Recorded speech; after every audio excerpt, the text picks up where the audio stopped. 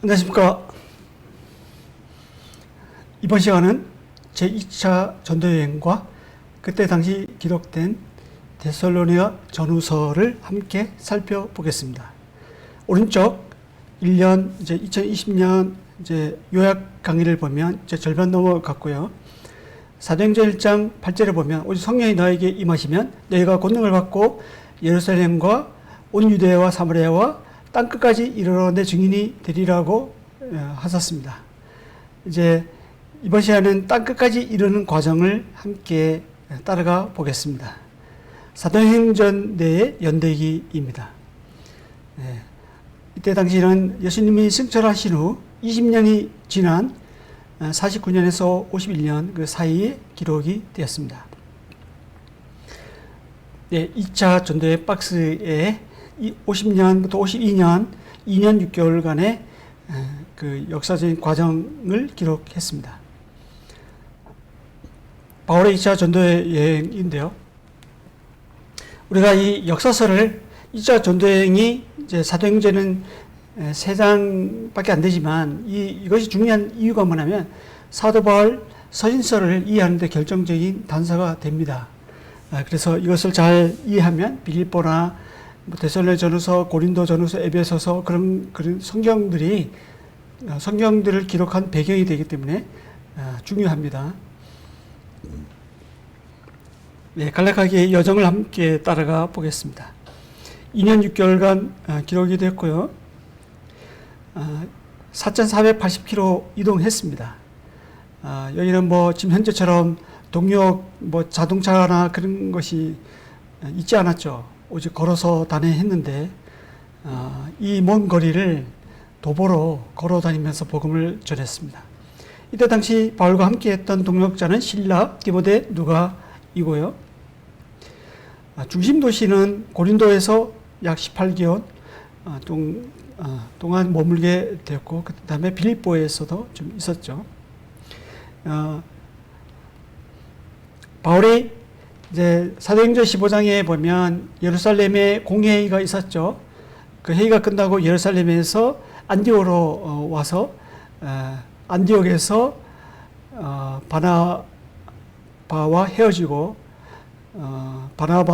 바울은 실라를 택하고 1차 전도여행 지역인 이고니온과 더베 지역을 거쳐서 비시디아 안디옥을 거쳐서 이제 드로아에 갑니다. 여기서 환상을 보고 마게도니아 첫 성인 빌립보로 넘어갑니다. 루디아를 만나고요. 그리고 데살로니가를 도착했지만 핍박으로 인해서 베레아로 또 피신하게 되고 베레아에서 또 다시 아덴으로 가고 여기서 철학자들과 논쟁을 하고 했지만 많은 영혼들을 얻지는 못했습니다. 거기서 다시 고린도로 넘어가서 여기서는 아굴라 브리스기와 부부를 만나게 되고 함께 동역을 합니다. 여기서 다시 갱글에서 머리 깎고 에베소로 넘어와서 다시 예루살렘으로 돌아오는 이 과정이 2차 전도의 과정입니다. 사도행전 15장 36절에 보면 며칠 후에 그러니까 사도행전 15장에 나와 있는 예루살렘 공회의 있은 며칠 후에 바울이 바나바더러 우리가 이제 주의 말씀을 전한 1차 전도여행 지역을 다시 가서 형제들 어떠한가 방문하자 이렇게 제안을 하죠.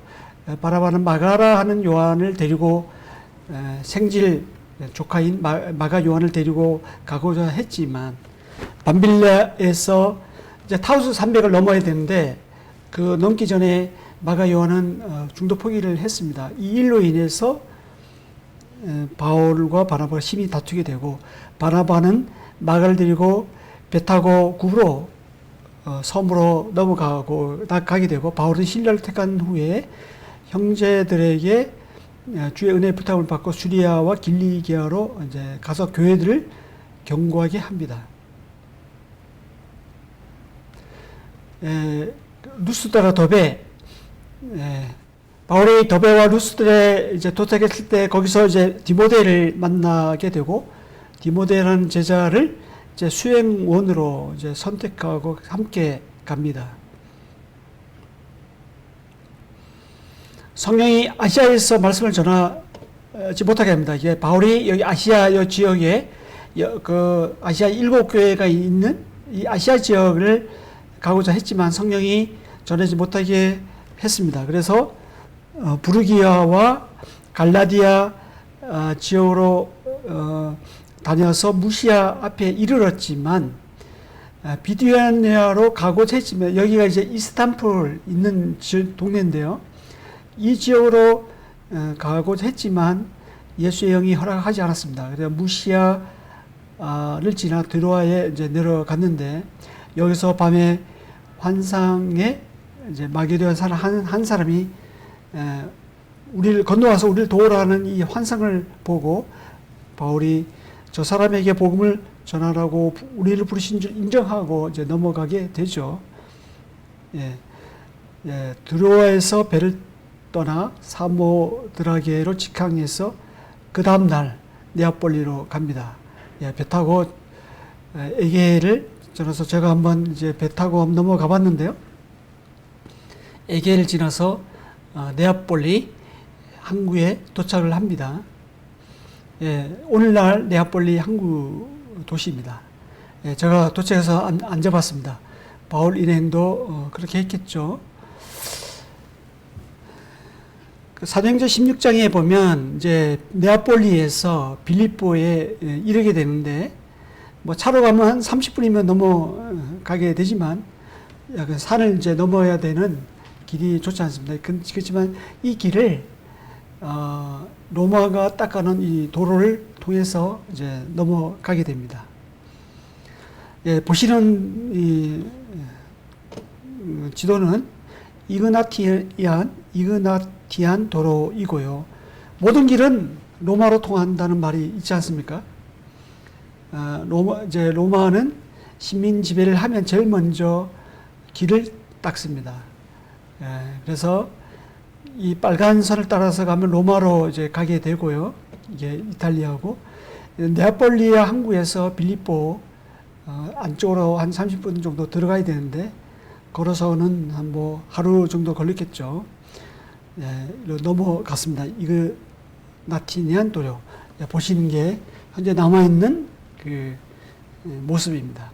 주전 145년부터 건설된 이 로마 군사용 도로가 이 도로를 통해서 바울은 복음을 전파했습니다. 이 도로를 통해서 나중에는 빌립보에서 데살로니가 또 베레아로 넘어갔습니다. 이렇게 저희 일행이 걸어가고 있는 모습인데 바울 일행도 이렇게 건넜을 것으로 보입니다. 빌립보 광장에서 발견된 이제 글씨인데요. 사도행전 16장 12절에 보면 빌립보에 이는 마게도냐 지방의 첫 성이요 로마 시민지라고 기록되어 있는데 실제로 마게도냐의 첫 성이라고 이렇게 기록이 되어 있는 비문이 있고요. 빌립이라는 이제 글씨가 보이죠. 성경에 기록된 그 지명이 이제 남아 있습니다. 이제 빌립보 광장을 보시고 있고요. 지금 현재는 뭐 다 건물들은 무너지고 잔해만 남아 있는데 이때 당시에 빌립보에 굉장히 작은 소도시로서 로마의 전형적인 소도시로서 얼마나 번창했는지 우리가 짐작할 수가 있습니다. 거기서 이게 빌립보 시내에서 이제 그 네아폴리에서 빌립보에 이르게 되고 여기서 이제 수일을 유하다가 안식일에 기도할 것이 있을까요? 문밖 강가에 나가 거기 앉아서 모일 여자들에게 말했습니다. 빌립보는 유대인들이 많지 않았던 것 같아요. 왜냐하면 유대인들은 성인 20세 이상 성인 10명이 넘으면 회당을 짓습니다. 근데 회당이 없을 정도니까 사도 바울은 제일 먼저 그 어떤 도시에 가면 회당을 제일 먼저 들립니다. 회당을 들리고 회당에서 그 유대인들이 받지 않으면 이제 헬라인 이방인들에게 복음을 전하는 것이 전략인데요.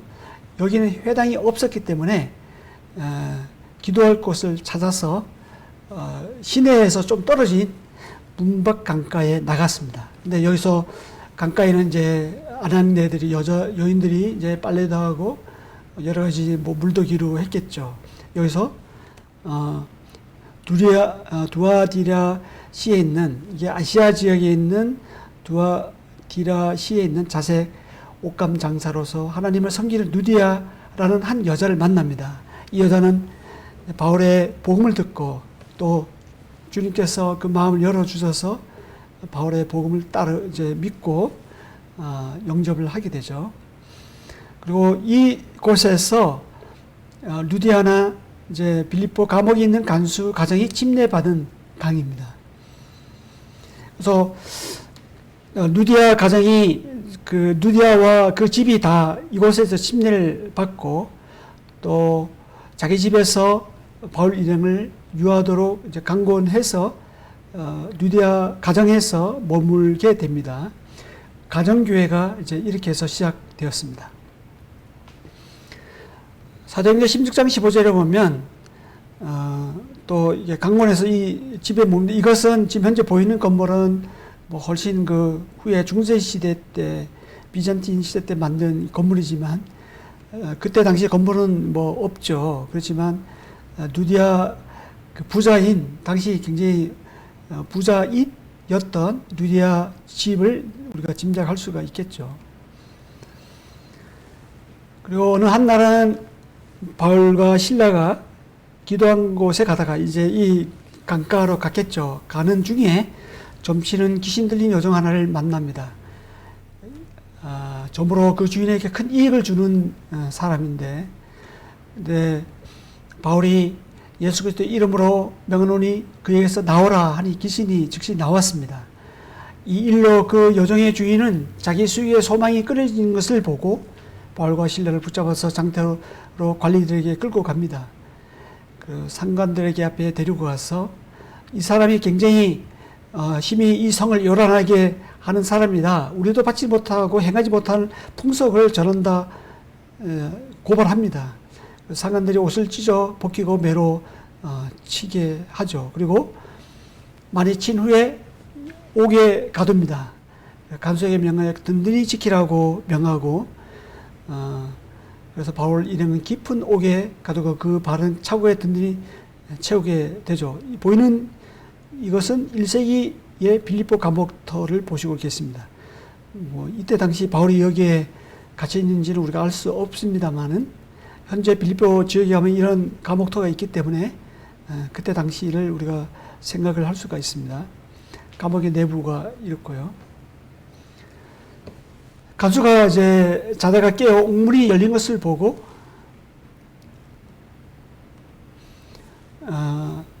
이제 도망한 줄 생각했습니다. 이제 바울이 찬양을 부르고 그러다가 이제 옥문이 열리고 이제 차고에 이제 발에 차였던 이제 그런 그 쇠물치도 이제 풀리게 됐는데요. 간수가 자다가 일어나 보니까 옥문이 열리고 제수들이 도망한 줄 생각하고 자살하려고 하죠. 그러자 바울이 급히 말리면서 말리게 되자 이제 이 간수는 내가 어떻게 하여야 구원을 얻으리까 받으리까 했을 때 바울이 주 예수를 믿어라 그러면 너와 내 집이 구원을 받으리라고 했습니다. 이 말처럼 이 간수는 바울의 말을 잘 받아서 자기뿐만 아니라 그 온 가족이 하나님 믿고 다 침례를 받게 됩니다. 그리고 온 집안이 하나님 믿게 되고 기뻐하는 그런 놀라운 일이 벌어집니다. 위기가 기회가 된 것이죠. 그리고 이제 날이 새자마자 상관들이 부하를 보내서 이 사람들 놓으라고 했는데 바울이 어떻게 로마인 우리를 죄도 정하지 않고 공중 앞에서 때리고 옥에 가두냐, 그것뿐만 아니라 이제 가만히 내보내고자 하느냐 했을 때 상관들이 이 말을 듣고 굉장히 두려워합니다. 그래서 제발 이 성을 떠나 달라고 간청하게 되고 두 사람이 거기서 나와서 유대아 집에 있는 형제들을 만나보고 위로하고 빌립보 지역을 떠납니다. 그래서 간 곳이 바로 데살로니가입니다. 암비볼리와 아볼리냐를 지나서 데살로니아에 이릅니다. 여기는 유대인 해당이 있었어요. 사도행 17장 1절에 보면 굉장히 유대인들이 많이 살고 있었죠. 굉장히 그렇게 살 수밖에 없는 이유가 좀 이따가 설명드리겠고요. 지금 빌립보에서 데살로니가로 가는 현재 도로인데 지금은 이제 잘 포장된 고속도로 같지만 현재 이 이정표가 성경에 나온 지명 그대로 사용하고 있는 것을 볼 수가 있습니다. 데살로니가기 도시 현대 데살로니가 도시를 진입하고 있습니다. 야경이고요. 이 데살로니아는 예나 지금이나 항상 제2의 도시였습니다. 마게도니아 왕국에서는 펠라 다음으로, 고대 그리스 아테네에서는 아테네 다음으로, 로마 제국에서는 로마 다음으로, 비잔틴 시대에서는 콘스탄티노플 다음으로, 오토만 제국에서는 이스탄불 다음으로 제2의 도시였고요. 항구 도시였고 굉장히 큰 도시입니다. 지금도 아테네 다음 그리스의 두 번째 도시가 데살로니가입니다. 지금도 제2의 도시입니다. 오늘날 부산과 같은 도시죠. 항구 도시.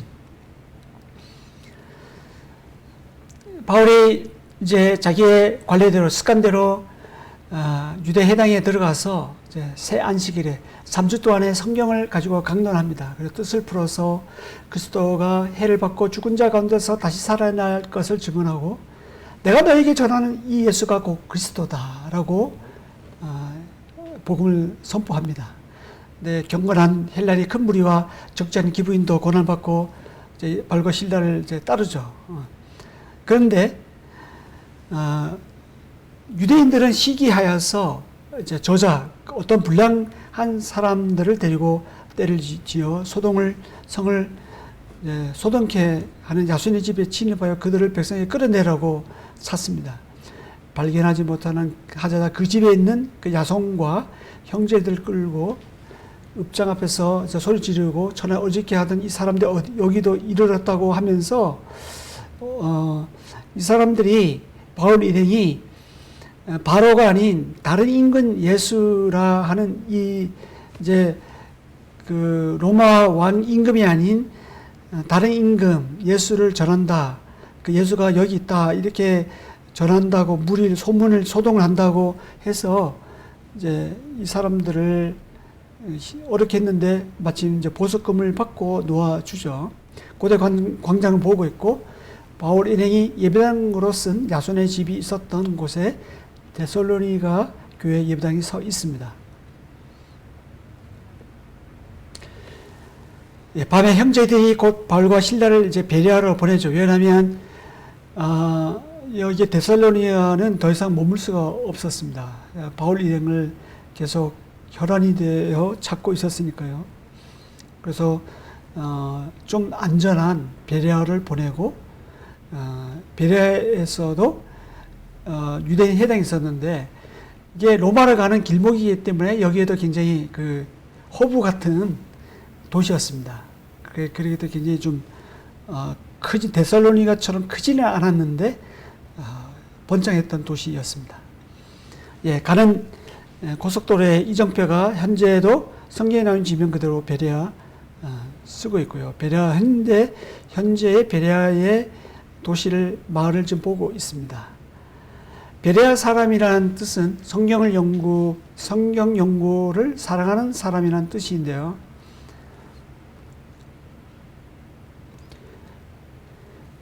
베레아에 있는 사람들은 데살로니가 있는 사람들보다 더 너그러워서 간절한 마음으로 말씀을 받고 이것이 그러한가 하여 날마다 성경을 상고함으로라고 우리가 기록된 걸 알고 있죠.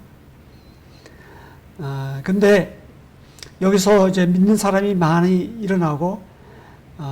일어나자 데살로니가 있는 유대인들이 바울이 하나님 말씀을 베레아에서도 전한다는 줄 알고 원정 옵니다. 여기 원정 와서 무리를 이제 움직여서 소동하게 하죠. 바울 일행을 잡으려고. 네, 여기 현재 비문이 보면 그리스도어로 되어 있는 이 비문을 보면 이렇게 적혔습니다. 하나님 말씀은 능력이다. 지옥도 죄조차도 해방할 수 없다. 하나님 말씀에 붙들려 사는 삶은 풍성한 열매와 축복을 받는다. 실제로 이 말씀처럼 바울은 하나님 말씀에 붙잡힌 바가 되어 살았습니다. 베레아 사람들도 하나님 말씀이 정말 그 간절한 마음으로 말씀을 받았을 정도니까 하나님 말씀에 대한 사모함이 있었고요. 이 점에 대해서는 우리가 이런 마음으로 성경을 읽어 나가면 좋겠습니다. 데살로니가와 베레아를 한번 비교하고 넘어가겠습니다. 데살로니가는 사람들은 말씀에 대한 성경 말씀에 대해서 배타적이었죠. 복음에 대해서. 베레아 사람들은 사모했고요. 데살로니가에서는 핍박이 있었지만 베레아에서는 핍박이 없었습니다. 그런데 결과적으로는 데살로니가에는 교회가 세워졌고 베레아에는 믿는 사람이 적지 않았지만 교회는 세워졌다는 기록이 없습니다. 그래서 우리가 무엇을 알 수 있을까요? 우리가 평안하다, 아무 일이 없다고 하는 것을 복이라고 생각할 수 있는데 자칫 그것이 복이 아닐 수가 있겠죠.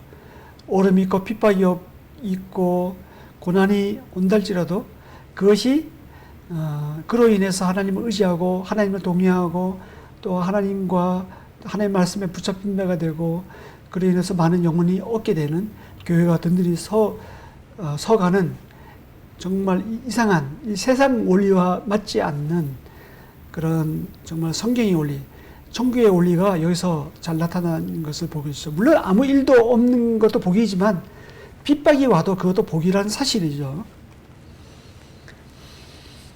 예. 그래서 형제들이 이제 데살로니가에서 사람이 원정 와서 바울 일행을 이제 붙잡고자 하고 소동을 하니까 형제들이 바울을 보내어 바다까지 가게 합니다. 그래서 바울을 이제 아덴까지, 오늘날 아덴까지 이제 인도하고요. 그렇지만 디모데 신라는 그곳에 계속 머물게 합니다. 오늘날의 아테네를 보고 있고요. 가운데 있는 빨간 지붕 벽돌이, 빨간 지붕이 있는 요 지역이 이제 고대 아테네 마을의 그런 모습입니다. 뭐 옛날 2000년 전에 그대로는 아니지만 이렇게 작게 마을이 형성되어 있는데 지금은 굉장히 큰 도시가 되어 있죠. 당시 아테네의 모습을 이제 보고 있고, 여기 아고라 광장 장터라는 곳인데 이곳에는 여기서 많은 사람들이 모여서 정치 이야기도 하고 연설도 듣고 또 이곳에서 바울은 날마다 만난 사람들과 변론을 했습니다. 복음을 전했죠. 아테네 아크로폴리스인데요. 아테네 도시의 가운데 언덕이 있고요. 이런 언덕 가운데는 파르테논 신전이 있습니다. 그런데 바울이 아테네에서 이제 그들 기다리다가 그 성에 우상이 가득한 것을 보고 마음이 격분했습니다. 물론 에피크로스와 스토아 철학자들도 바울과 정론했지만 장터에서도 날마다 만난 사람들과 변론했고 주로 이제 말로서 승부를 걸었죠. 아크로폴리스는 높은 언덕 위의 도시라는 뜻인데요. 고대 신전이 세워져서 국가 요새 역할을 했습니다. 도시 국가의 신앙의 중심지가 되었고요. 이 파르테논 신전, 여기 오른쪽 보이는 파르테논 신전은 주전 448년에서 432년에 건축이 된 신전인데 도시의 여신인 파르테노스에게 바쳐졌다고 합니다. 가까이서 본 파르테논 신전이고요. 신전 안에는 도시의 여신 파르테노스 여신이 이렇게 크게 동상에 서 있는 것을 볼 수가 있고요. 예, 파르테논 신전 옆에 에렉테논 신전이 이렇게 있고, 이 아크로폴리스 위에서 보면 에게해가 이렇게 보시는 바와 같이 이게 보이는 게 에게해인데요. 해가 질 무렵이나 해가 뜰 때 굉장히 뭔가 멋있습니다. 장엄하고, 지금 현재 저는 해가 질 때 봤는데 뭔가 신이 임재할 것 같은 그런 모습입니다. 예, 지금 요 보십시오. 이렇게 해가 질 때도 아름다운데 해가 뜰 때 얼마나 아름답겠습니까? 이곳에서 우리가 이게 아크로폴리스 파르테논 신전 앞에서 우리가 그 올림픽 성화 봉송 시발점이 여기거든요. 아시고 계시겠지만 여기서 시할 때 지금도 TV 보면 하얀 이제 이렇게 옷을 입고 그 여러 명의 여인들이 이렇게 뭔가 들고 가는 뭔가 좀 있어 보이는 것 같죠. 근데 당시에 신에게 제사 드리거나 그렇게 했을 때 정말 그 시인이 임재할 것 같은 그런 광경에 위치해 있는 도시입니다. 예, 아테네 제우스 신전, 나이키 신전, 헤파의 스테이온 신전, 뭐 주피터 신전, 12신의 제단 뭐 이런 것들이 있고, 심지어 알지 못하는 신이란 비문도 있고요. 이만큼 이런 우상이 가득한 이 도시를 보고 바울이 분노할 만하죠. 예, 이 광장에서 이제 막 바울이 말하고 잘하고 하니까 사람들이 바울을 붙들어서 아레오바고 언덕으로, 아레오바고 그 법정으로 데리고 갑니다. 그래서 좀 가르침이 무엇인지 좀 더 알고자 했습니다. 지금도 이제 아테네 사람들 말을 엄청 잘하더라고요. 지금도 말 잘하는데 말하기를, 워낙 이 민족이 말하기를 좋아합니다. 우리 한국 남자들은 좀 과묵한 편인데 그리스 남자들은 오히려 여자보다도 말을 아주 재밌게 잘합니다. 아레오바고를 보시고 계시고 좀 더 가까이, 원래 이건 말스 언덕인데 이곳에서 아레오바고 법정이 열렸습니다. 바울은 이곳에서 복음을 전했죠. 예, 오른쪽에 보면 두 명의 관광객이 비문에 뭔가 읽고 있는데요. 이 글이 바울이 전한 아레오바고 법정에 열렸던 말스 언덕에서 바울의 설교 내용이 기록되어 있고요.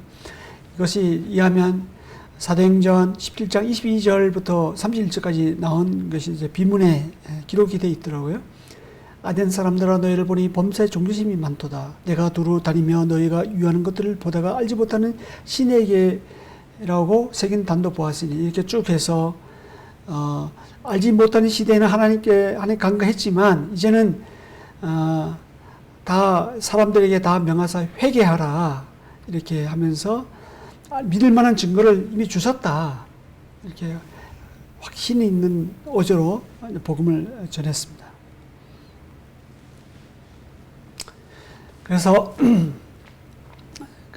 그들이 죽은 자의 부활을 듣고, 어떤 사람은 조롱도 했지만 어떤 사람은 일에 대해 다시 듣겠다는 사람도 있고, 몇 사람은 또 믿는 사람도 있었습니다. 아테네에서는 굉장히 논쟁을 많이 했지만 얻은 용어는 그렇게 많지는 않았죠. 이렇게 해서 그 후에 바울이 아테네를 떠나 고린도에 일을 합니다.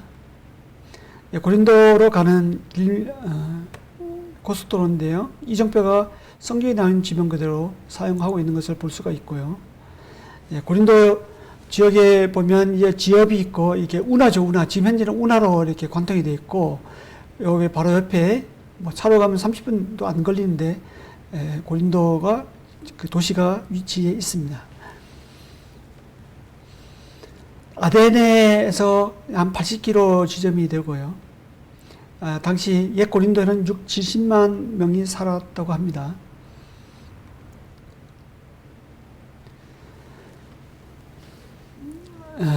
바울이 이제 고린도에 이르렀을 때 아굴라와 브리스길라를 만나죠. 이제 그 이탈리아 로마에서 추방돼서 온 아굴라와 브리스길라 만나는데 천막 짓는 생업이 같습니다. 같은 일을 함께 살면서 천막 짓는 일을 하면서 복음도 전하고 좋은 동역자로 이제 함께 이제 이 시간 이후부터 함께 복음의 동역자가 됩니다.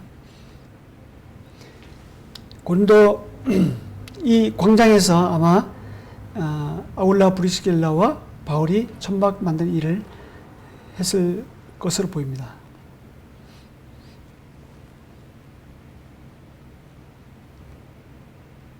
예, 고린도에서 발견한 유대인의 회당의 현판인데요.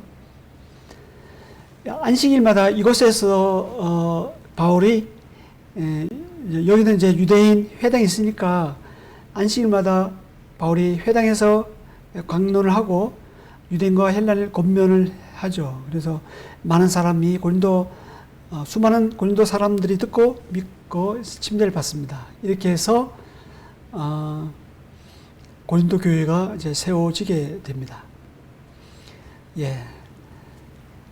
밤에 주께서 환상 가운데 바울에게 말씀하실 때 두려워하지 말며 침묵하지 말고 말하라. 내가 너와 함께 있으며 어떤 사람도 너를 대적하여 해롭게 할 자가 없을 것이니 이는 이 성중에 내 백성이 많음이라. 이렇게 해서 이곳에서 1년 6개월 동안 머물면서 그 가운데서 하나님의 말씀을 가르쳤습니다.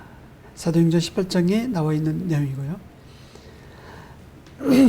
여기에 보면 갈리오가 아가야 총독되었을 때 유대인들이 일제히 일어나서 바울을 대적하게 되는데 바울이 약 1년 6개월 거쳐서 복음을 전하게 되자 많은 유대인들이 적대감을 갖게 됩니다. 그래서 바울을 감 놔두면 이제 자기들의 함께했던 유대인들이 이제 한 명씩 이제 그쪽으로 넘어가니까 위기의식을 느꼈겠죠. 그래서 갈리오 총독에게 바울을 데리고 재판을 요구합니다. 그때 재판을 요구했던 갈리오 총독 재판 자리입니다. 사도행전 18장 12절에서 16절에 나와 있는 내용인데요. 실제로 이 델피라는 곳에 가면 아테네에서 약간 북쪽에 완전히 그리스의 완전히 그 높은 산이더라고요.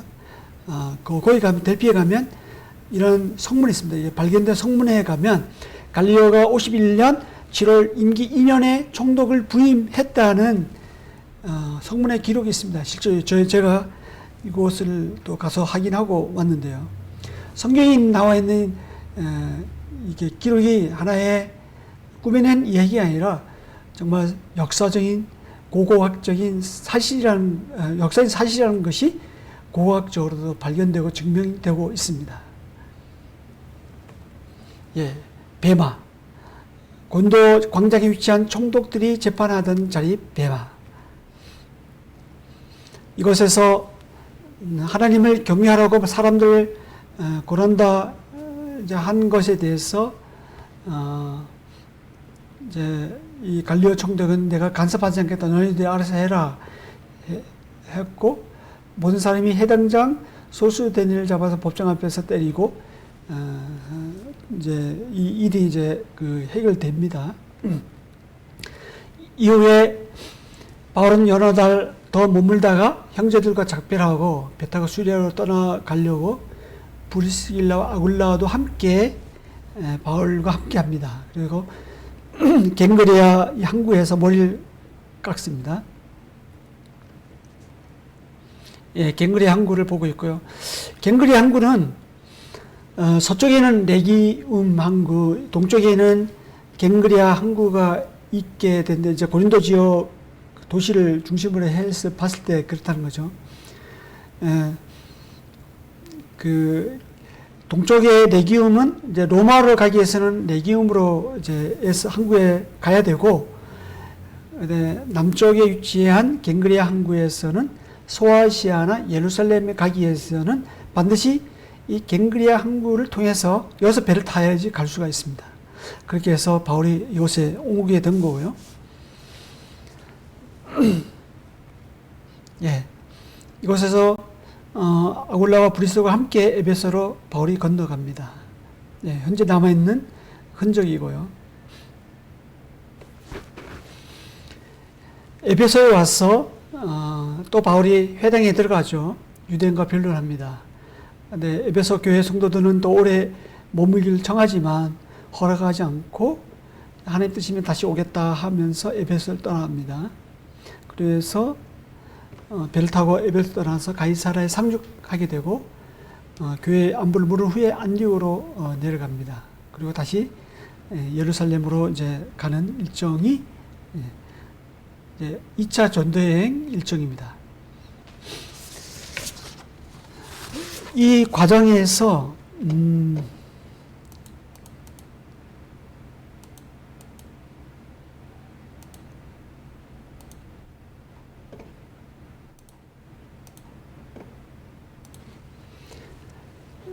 바울이 이 고린도에 있었을 때 이 데살로니가에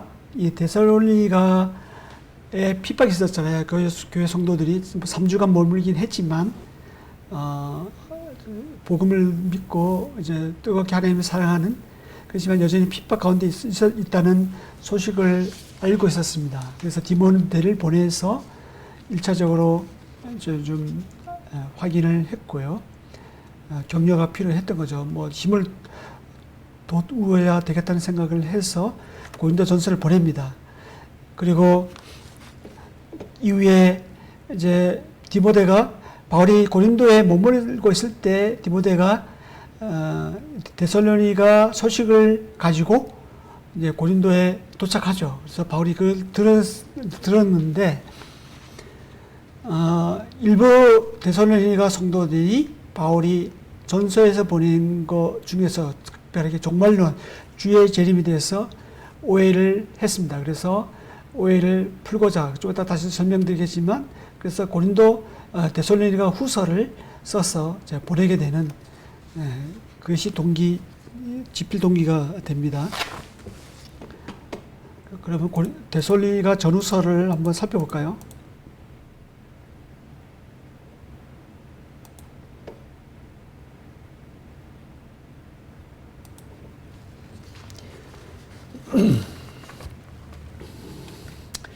당시 헬라 로마 세계 안에는 유랑 사기꾼들이 많이 있었습니다. 이런 유랑 사기꾼들은 뭐 철학 강의나 대중 연설, 그다음에 설득 기술을 사용해서 돈을 벌어들였습니다. 근데 이들의 특징이 뭐냐면 한 마을에 오래 머물지 않았다는 거예요. 잠시 동안 머물 다음에 사기치고 또 다른 마을로 갔습니다. 여러분 오래 머물고 있으면 들통나잖아요. 그래서 당시 철학자들의 돈 버는 방법은 수업료를 받거나, 왜냐하면 그리스에는 우상도 많았지만 철학들이 굉장히 발달해 있었잖아요. 거주하면서 숙식도 해결하고 구걸을 통해서 또 거리 강의를 통해서 수입원이 이렇게 됐습니다. 유대교 정통 유대교로부터 이탈이 오자 유대인들이 박해가 있게 되었고요. 바울은 빌립보에서 맨맞음과 투옥을 겪은 후에 데살로니가 왔는데, 또 데살로니가에서도 박해 때문에 데살로니가 지역을 떠나야만 했죠. 게다가 박해는 베레아에 있던 바울에게 데살로니가에 살던 유대인들이 온전까지 와서 계속되었습니다. 바울은 데살로니가에도 박해가 계속되고 있음을 직감했습니다. 그래서 디모데를 그곳에 돌려보내서 상황을 파악했습니다. 데살로니가 전서 3장 1절에서 5절에 나와 있는 내용이고요. 디모데는 데살로니가를 방문 후에 고린도로 내려가서 바울과 만났고 방문 결과를 보고합니다. 사도행전 18장 1절 5절에 나와 있습니다. 그리고 집필동기 두 번째는 자신의 갑작스러운 떠남을 오해하고 있을지 모르는 데살로니가 성도들에게 사실 그대로 알릴 필요가 있었기 때문입니다. 바울은 데살로니가인들 중 일부가 자신을 돈 버는 철학자, 즉 사기꾼과 한 통속으로 오해하고 있으리라는 것을 알았습니다. 이 오해를 해소하기 위해서 바울은 자신은 개인적으로 돈을 벌려는 의도가 전혀 없음을 애써 강조합니다. 특히 바울은 데살로니가 있는 동안에 선수 일하여 자급자족하였다는 것을 상기시킵니다. 데살로니가 전서 2장 9절에 보면 이런 내용이 있죠. 데살로니가 성도들은 또 궁금한 게 있었습니다. 이에 대한 질문에 대한 답변으로 데살로니가 4장 9절에서 12절, 13절, 5장 1절에 보면 바울이 이렇게 말하죠. 형제 사랑에 관하여는, 자는 자들에 관하여는, 때와 시기에 관하여는, 이렇게 해서 데살로니가 성도들이 궁금한 거에 대해서 이제 오해를 풀어줍니다. 특히 데살로니가 전서에 보면 예수님의 재림에 대해서 강조하고 있는데, 종말론이 가장 임박했다는 것이 강조됐던 것이 언제냐 하면 바로 이게 초대교회, 예수님이 승천한 바로 그 다음이 가장 임박했습니다. 가장 어떻게 이게 1에서 10에 그걸 구분해 한다면 거의 9, 10에 가까웠습니다. 왜냐하면 예수님이 이제 성령을 통해 성령을 일컬어 말씀을 했는데, 내가 너희가 살아 있을 때 내가 다시 오리라고 했잖아요. 그래서 자기 생전에 예수님이 다시 올 것이라고 믿었습니다. 당시 교회들이. 그리고 데살로니가는 굉장히 핍박이 많고 어려움을 겪었기 때문에 예수님이 다시 오신다. 그러니까 이제 곧 오니까 우리가 겪는 이 어려움, 고난이 예수님 오시면 다 그것이 하늘의 상급으로 보상이 된다. 이런 것을 바울이 위로하며 격려하는 차원에서 강조하고 싶었던 것이죠. 그런데 데살로니가 성도들은 일부는 그 말을 오해했습니다. 그래서 그것을 해결하고자 데살로니가 후서를 집필을 하게 됐습니다. 바울은 헬라어로 파루시아, 이 강림, 주의 강림, 파루시아로 불리는 이유는 예수님의 재림에 대해 자주 언급을 했는데요. 만일 오늘날 우리가 그런 종류의 서신을 받았다면 어떤 반응이 일어날까요? 물론 이제 2000년도 되기 전에는 주의 재림이 굉장히 강조가 많이 됐었습니다. 제가 어릴 때만 해도. 근데 지금은 잘 듣지를 못하는 것 같아요. 근데 이럴 때 예수님이 곧 오신다 이렇게 하면 어떤 반응이 일어날까요? 누구인지는 모르겠지만 이 편지를 전해주었던 사람이, 데살로니가후서 전해주었던 사람이 고린도에 있는 바울에게 돌아와서 전서에 대한 반응을 전해주었습니다. 그래서 바울은 후서를 통해서 그리스도의 재림에 대한 데살로니가 성도의 오해를 다루고 있습니다.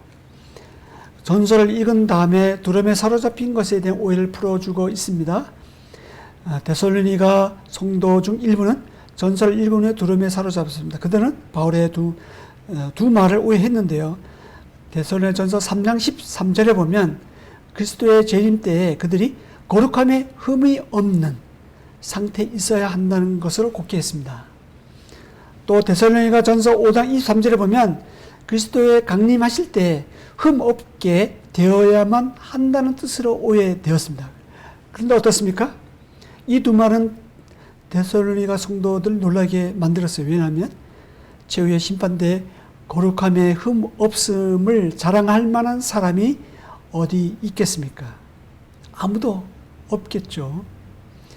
바울은 이러한 점에서 데살로니가 후서 2장 13절에서 17절에서 그들의 이러한 두려움을 달래주고 있습니다. 그는 하나님이 처음부터 그들 택하셨다.